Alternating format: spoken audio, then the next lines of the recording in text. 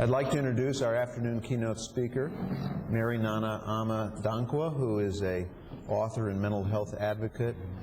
She's come in from Washington to speak with us today, and she has written a book which I found very moving, Willow, Weep for Me, a black woman's journey through depression, which was a very revealing story of her coming to grips with the symptoms of depression and postpartum depression, finally recognizing the symptoms as depression and coming to grips then with treatment.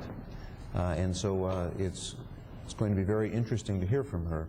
In addition, she has edited two other books, which I want to mention. One, Becoming American, personal essays by first-generation immigrant women, and now another book which she edited, which will be in press by Norton this summer, Shaking the Tree, a collection of new fiction and memoirs by black women.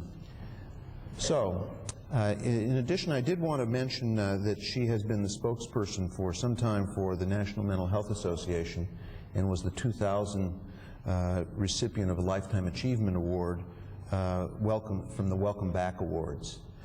With that, I'll turn the podium over to you, Meri.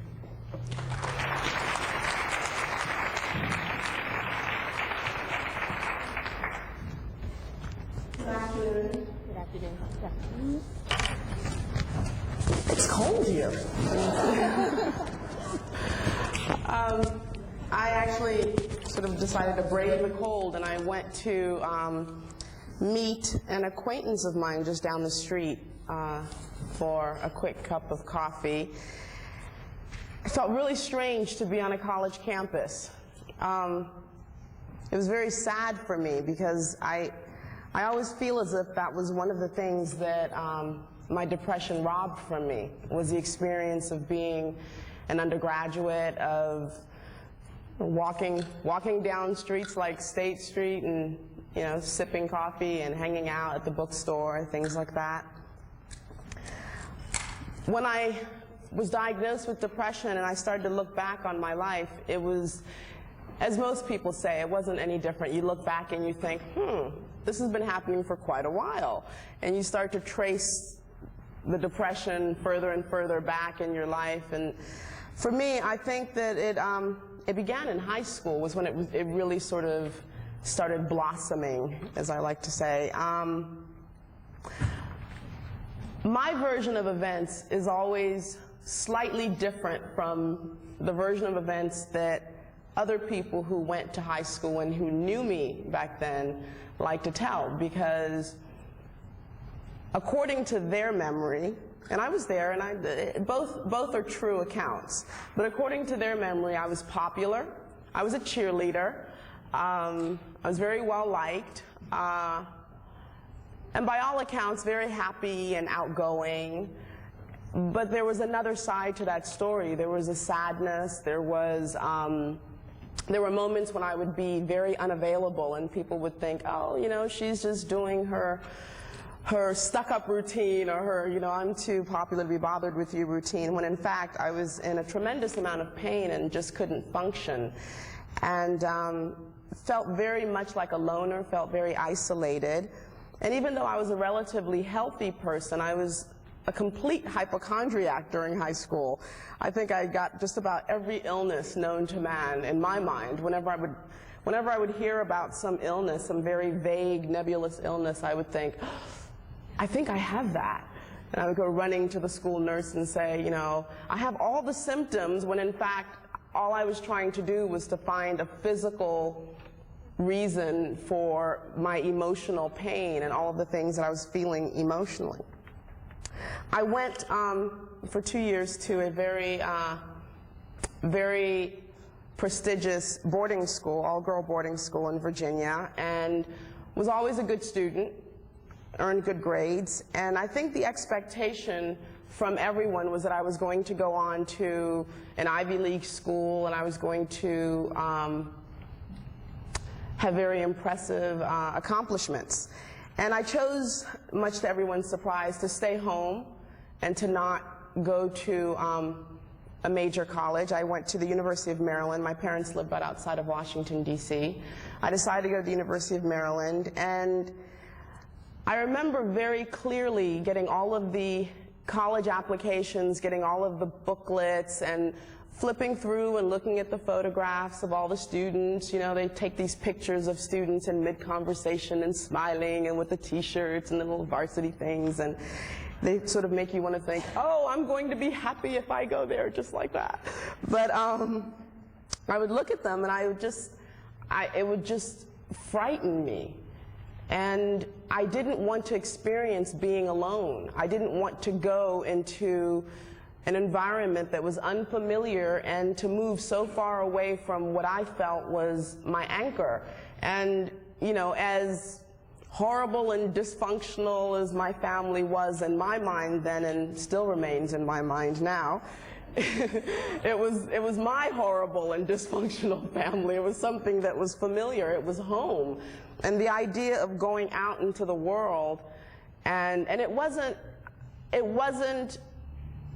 the fear that people think, oh, well, she's just afraid to be on her own, because I had gone to boarding school. I knew the being on your own experience. I knew how to do my own laundry and things of that sort.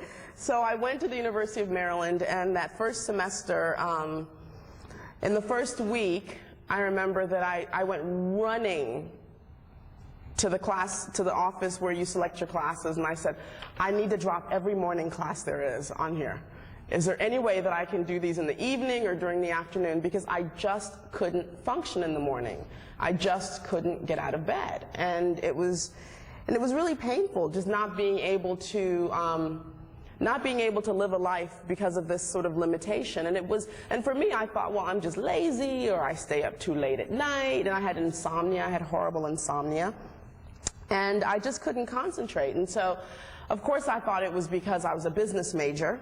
And I didn't want to be a business major. My parents said that I should, this was in the 80s, and my parents said, you know, you get a business degree, and then you go get your MBA, and you come out, and you're going to make like $50,000 your first year.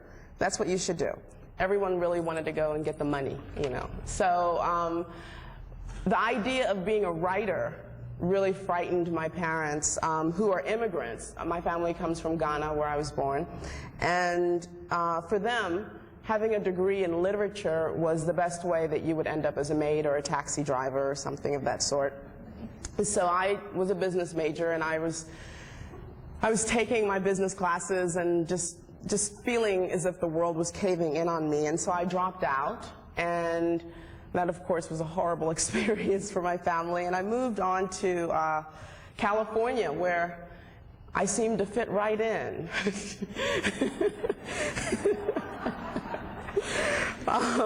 So I moved on to California, and actually there was a lot of emphasis in Los Angeles on well-being and things of that sort. And you know, a friend said, oh, you know, you're suffering from depression, and I didn't believe them. By then I had my daughter, and I didn't believe them, and I went through the whole sort of process of denial and not wanting to believe that I was suffering from depression, and then finally admitting that, yes, something is wrong, and went and got diagnosed and continued the denial. It was the entire process that we've all read about in numerous accounts, case studies, memoirs. And it wasn't until I went to graduate school, some colleges decided that despite the fact that I had failed so miserably as an undergraduate and dropped out, they would allow me to come and get a graduate degree. But by then I had written quite a lot and published a lot of articles and essays, and so I went to Vermont, to Bennington College in Vermont, to pursue a Master of Fine Arts degree in creative writing and literature. And I remember going there. The way that the program works is you go for residencies. There are 2-week residencies, and then you go back and then you do it long distance. And I was living in Los Angeles, and I went there that first residency, and that was the moment when I realized how important color was in relationship to depression for me. And I think that's when I really sort of started thinking about what it meant as a black woman to deal with depression. I left Los Angeles where, you know, the buildings are pink and terracotta and all these lovely colors that, you know, come in the 50 Crayola box, not the 8 Crayola box, and went to Vermont where everything was white. Absolutely everything was white. I mean, the towels were white, the bed sheets were white, the walls were white, the building was white, it was snowing and the snow was white, the porcelain in the bathroom, the dishes, absolutely everything was white, and the people were white. And it was like, I just, you know, it was just amazing. I just felt as if I had been thrown into a sort of a death, and I felt like I was just dying, and something in me was just sort of just dying every day. And even the trash people were white, and that really kind of just threw me. You know, I got up at 5 o'clock in the morning. By the third day, I said, oh, I want to see the people who, like the groundskeepers and the trash people, and they sort of operate when everyone's sort of asleep, so you don't really see that your trash gets picked up by an individual. It just is miraculously gone when you wake up. So I woke up really early and I thought, oh my God, the food service people and the trash people are white. I don't know where I am. And I could not get out of bed by the 4th day. I just couldn't function. And it was like undergraduate all over again. I thought, oh God, this is horrible. And I was on my antidepressants, taking them religiously, and for me, that's when I started to understand that my experience of the world as a person of color, as a black woman, was a very crucial part of my experience of myself. And it wasn't just, you know, I had read William Styron's book, which was, you know, wonderful, Darkness Visible. But of course I was reading it and I thought, you know, okay, you lost a $10,000 check.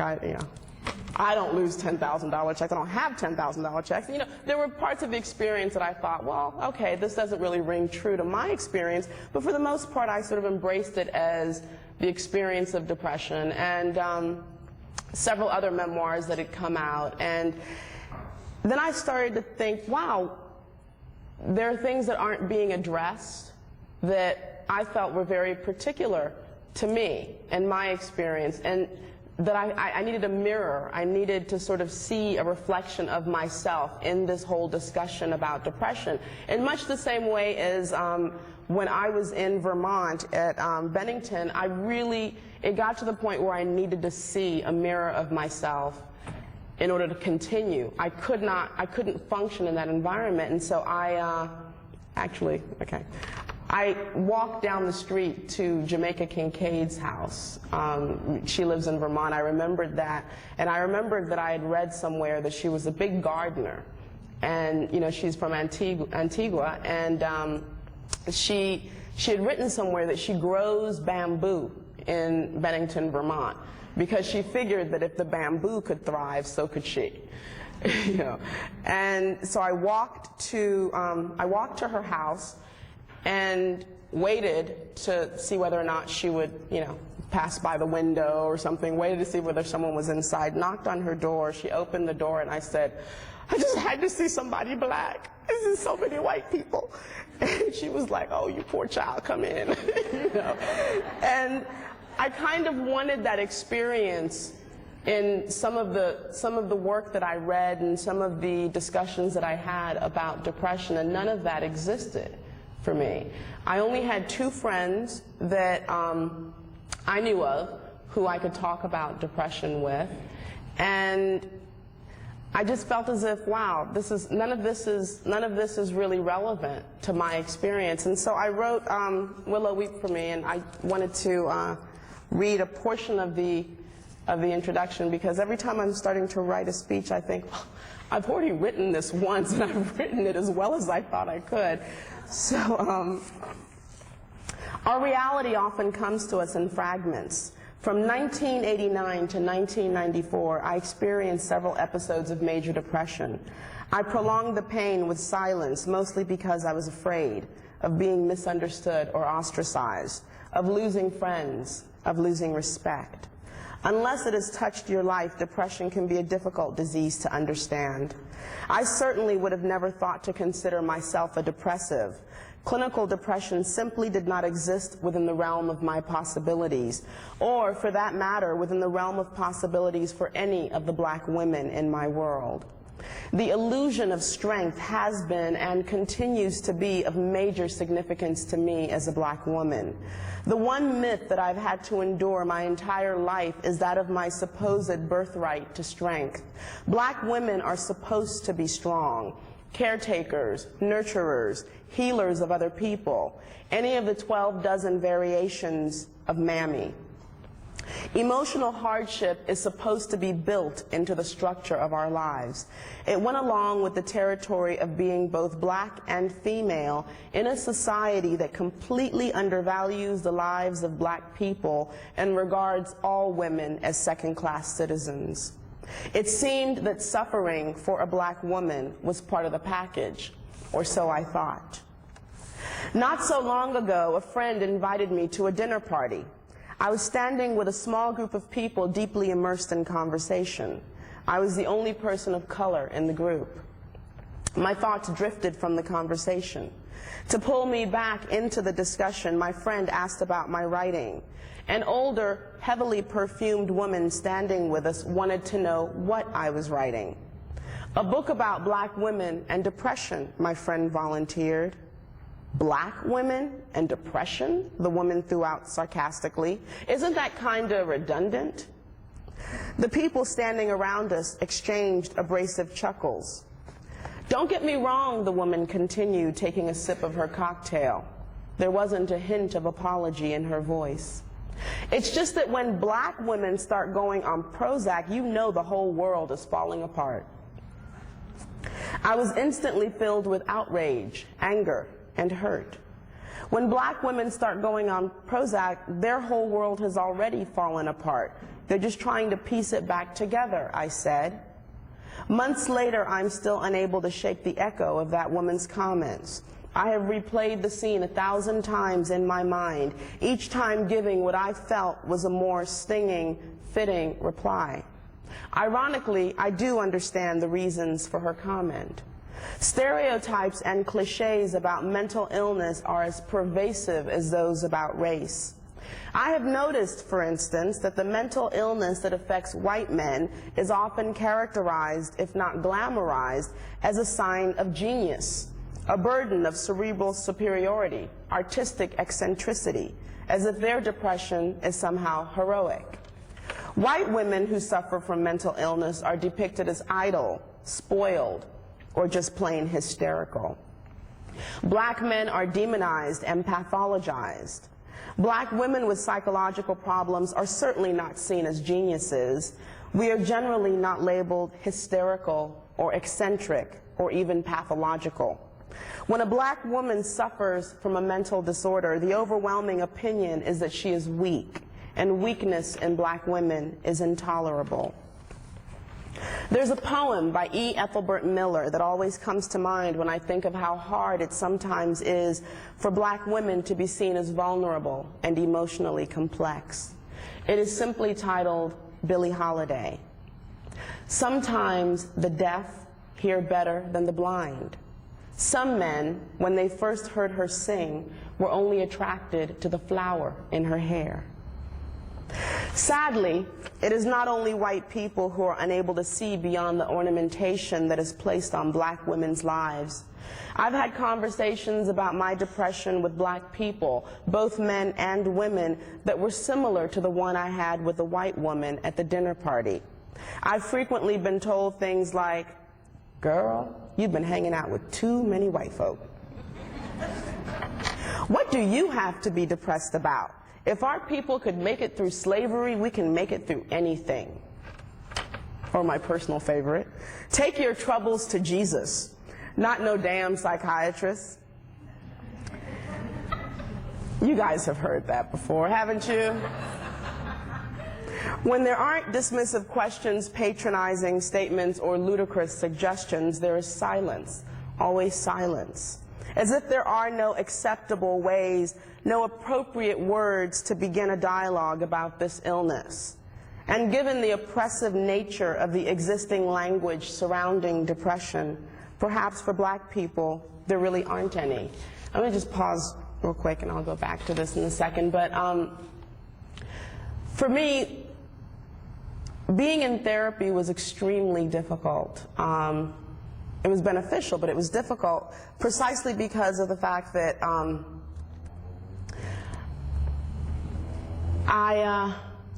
think Audre Lorde was the one who said, you can't dismantle the master's house with the master's tools. And part of it for me was that the language surrounding depression was just so racist to me, and it was just so offensive, and I just couldn't move beyond just a lot of the images that for me just kept me imprisoned in a different type of prison. It was as if, you know, here's someone saying, okay, I have the key to your depression, I'm going to free you from that, but yet the key opened the door to yet another type of prison. And you've heard descriptions of depression before: a black hole, an enveloping darkness, a dismal existence through which no light shines, the black dog, darkness and more darkness. But what does darkness mean to me, a woman who has spent her life surrounded by it? The darkness of my skin, the darkness of my friends and family. I have never been afraid of the dark. It poses no harm to me. What is the color of my depression? Depression offers layers, textures, noises. At times, depression is as flimsy as a feather, barely penetrating the surface of my life, hovering like a slight halo of pessimism. Other times, it comes on gradually like a common cold or a storm, each day presenting new signals and symptoms until finally I am drowning in it. Most times, in its most superficial and seductive sense, it is rich and enticing, a field of velvet waiting to embrace me. It is loud and dizzying, inviting the tenors and screeching sopranos of thoughts, unrelenting sadness, and the sense of impending doom. Depression is all of these things to me, but darkness, it is not. Won't you celebrate with me what I have shaped into a kind of life? I had no model. Born in Babylon, both non-white and woman, what did I see to be except myself? I made it up here on this bridge between starshine and clay, my one hand holding tight my other hand. Come celebrate with me that every day something has tried to kill me, and it has failed. Thank you.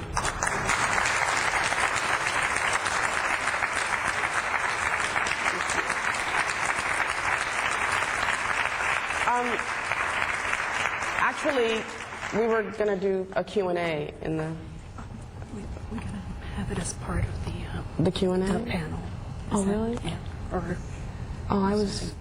Were you ready for that? Yeah. Now? Yeah. Yeah, for a few minutes. Okay, I think we had originally planned to do the Q&A following the panel, but I think because of the tenor of her presentation and the wonderful feeling and gestalt that she's really established, this would be appropriate right now. So let's, for about 5 or 10 minutes, we would like to invite you as an audience to reach out to Ms. Danquah and dialogue with her. Thank you so very much.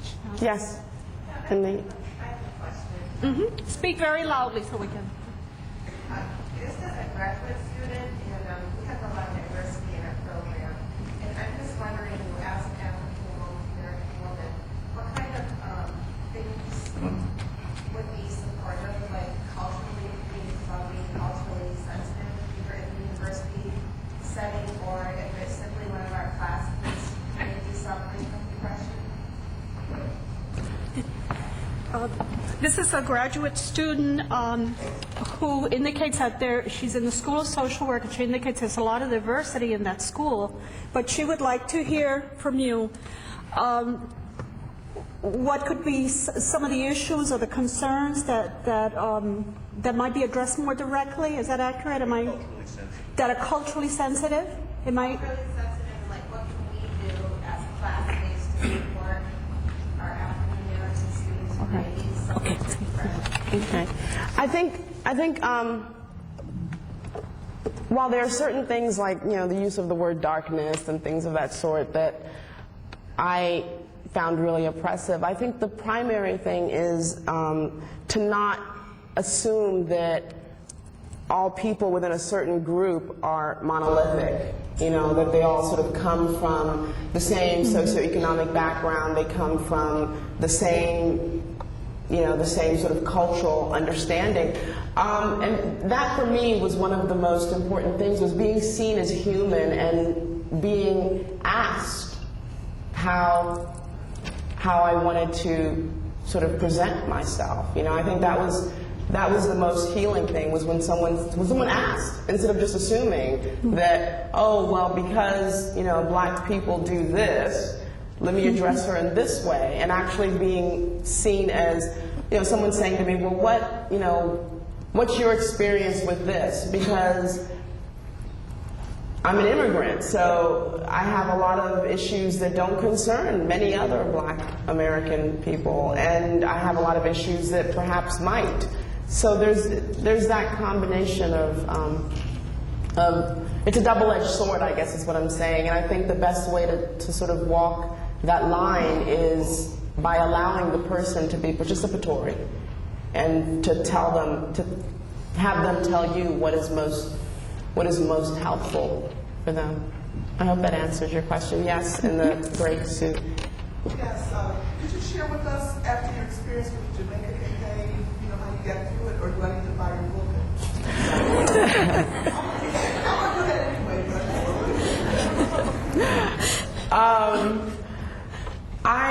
my experience with Jamaica Kincaid was it was really wonderful for me. It was really wonderful because I think, again, it was this whole need to just see a reflection of myself and to know that I was not alone and that I wasn't sort of being swallowed up by this sort of background of blinding whiteness, just being sucked in. And afterwards, I started to feel a little more hopeful, a little bit more optimistic, because I just felt I was still depressed throughout the entire residency, but I was able to function a little bit better just because I just didn't feel alone. And I think sometimes that whole sort of essence, the whole element of hope plays a major role, when you have a little bit of hope, something to hold on to. So that was what she did for me. So, yes, with the hat. I'm currently in a psychopathology class, and we're studying mood disorders. And last week we actually read your article, so the timing was perfect. And I'd just like to say that I never really realized the incapacitating nature of depression. I think it's amazing what you've gone through. The GSI for that class, my GSI is actually an African American female, and she was flattened by the statement in your article, from your book, when the doctor asked if you had come down with, and I forget the names. It was a leader in Congo. Oh, that wasn't me. Yeah, that was one of my.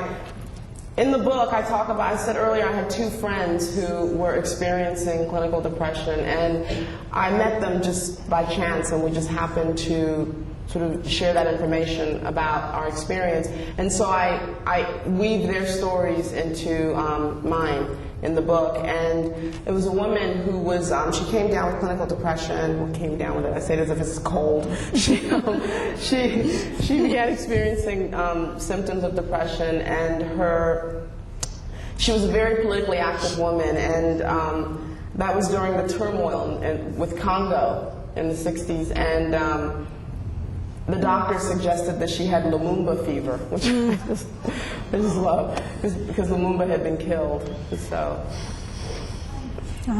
sensitive. Yeah, you get some very interesting suggestions, when you're when you're suffering from clinical depression. Are there any more questions? Okay. Thank you. Thank you very, very much.